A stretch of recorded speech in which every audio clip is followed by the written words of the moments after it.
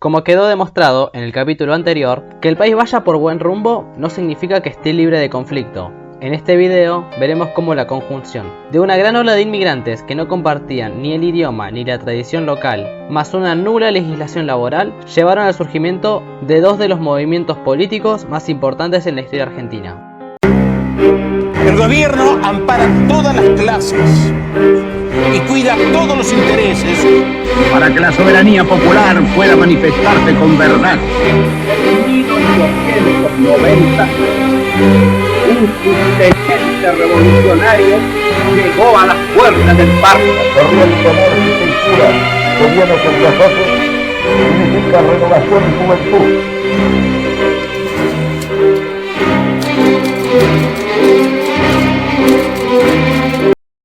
Antes de avanzar, hago una aclaración. Cuando hablamos de socialismo y anarquismo, nos referimos al de principios del siglo XX. Así que cuando use términos como socialista o sindicalista, no imagines algo como esto o esto.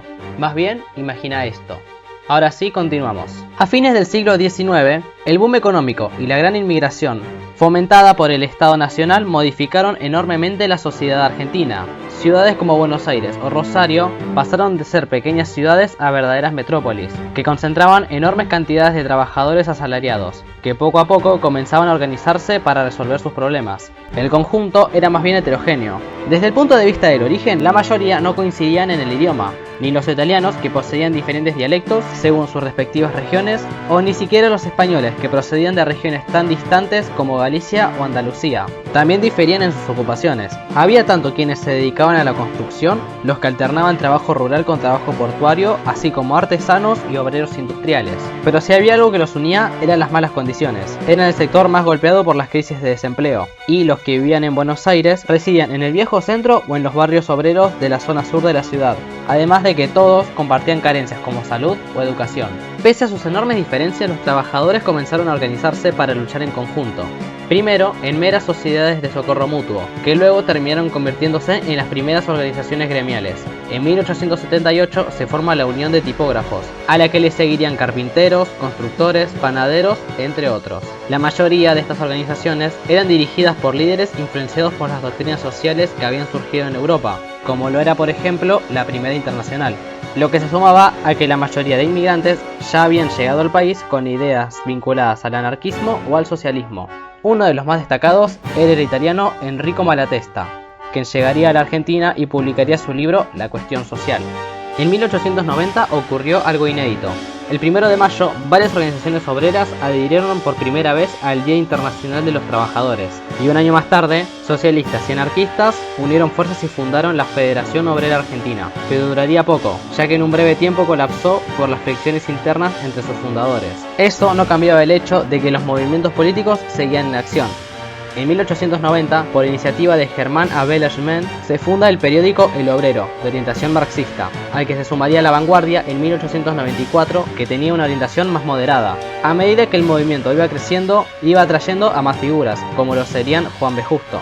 Lo que, con la fundación del Partido Socialista Argentino en 1896, acrecentaba los roces internos entre el socialismo científico marxista y quienes eran más partidarios de las ideas de la socialdemocracia europea.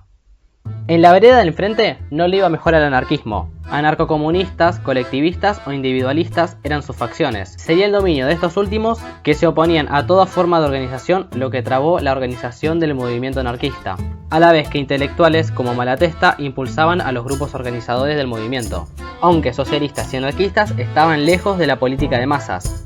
Apenas constituían pequeños grupos de militantes dedicados a la difusión de lo que ellos llamaban la idea, que a su vez eran quienes mantenían y difundían los periódicos.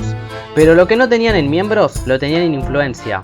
Solo en la primera década del siglo XX, el anarquismo demostró su poderío de masas. En 1901, apenas arrancado el año, se dio una huelga general, a la que seguirían otras menores en los siguientes 2 años. En 1907, una gran huelga de inquilinos. En 1907 y 1909, 2 paros generales, terminando el último en una brutal represión, que pasaría a la historia como la Semana Roja, en la que la policía atacó a los asistentes de una asamblea de la Federación Obrera Regional Argentina. Más tarde moriría en un atentado Ramón Falcón, jefe de la policía.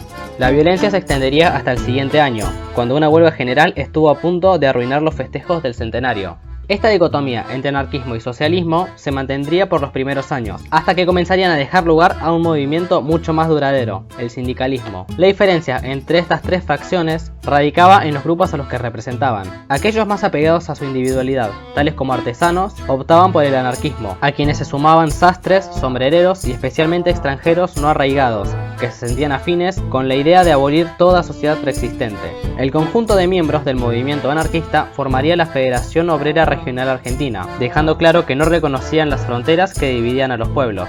Soñaban con derrocar no solo el Estado, sino el propio sistema capitalista.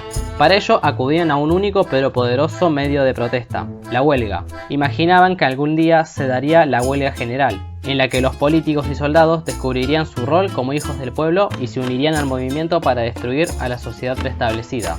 Si bien tal fantasía nunca se materializó, la movilización obrera sirvió para visibilizar la lucha de los movimientos de trabajadores. Por otro lado teníamos al socialismo, que apelaba a otro sector de la sociedad, al obrero calificado, de empleo estable y capaz de adaptarse a la sociedad ordenada que proponía el socialismo, a su vez que atraía a comerciantes, rentistas e intelectuales. A diferencia de los socialistas de la última década, el socialismo de principios del siglo XX no estaba dirigido por charlatanes, sino en su gran mayoría por médicos, como Juan Bautista Justo o Nicolás Repetto, ambos admirados por su talento y su devoción a los trabajadores. Simpatizantes del reformismo y la socialdemocracia europea, no eran afines a la lucha armada, a la huelga o a la acción sindical. Eran en cambio partidarios de la acción política y de una transformación gradual a una sociedad más justa, pero manteniendo siempre los logros del régimen anterior, tales como la educación pública o los derechos civiles. En ese contexto, y en el marco de las elecciones legislativas de 1904, un joven abogado resultaba electo diputado y se convertía en el primer legislador socialista en América.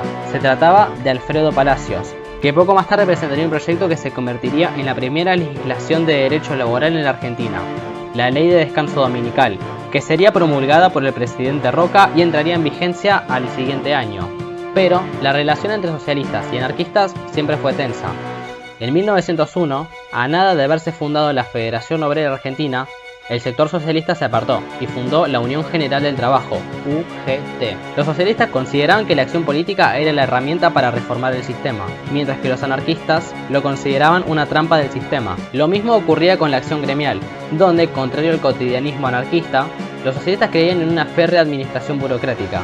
Debido a la falta de libertad de acción, gran parte de los sindicalistas se apartó en 1903 del socialismo, fundando la tendencia sindicalista, que para el año 1906 ganaría el mando de la Unión General de Trabajadores, apelando al grueso de los trabajadores, especialmente a ferroviarios y marítimos, sin distinguir además entre argentinos y extranjeros, aunque estos últimos estarían apartados de la conducción, tras la sanción de la Ley de Residencia, con la cual el Poder Ejecutivo podía deportar a inmigrantes no deseados. A medida que la lucha social avanzaba, la modernización social y económica del país, sumado a la enorme ola inmigratoria, comenzó a crear una figura, la del mal inmigrante, aquel revoltoso que no venía al país a trabajar, sino a fraguar la lucha de clases.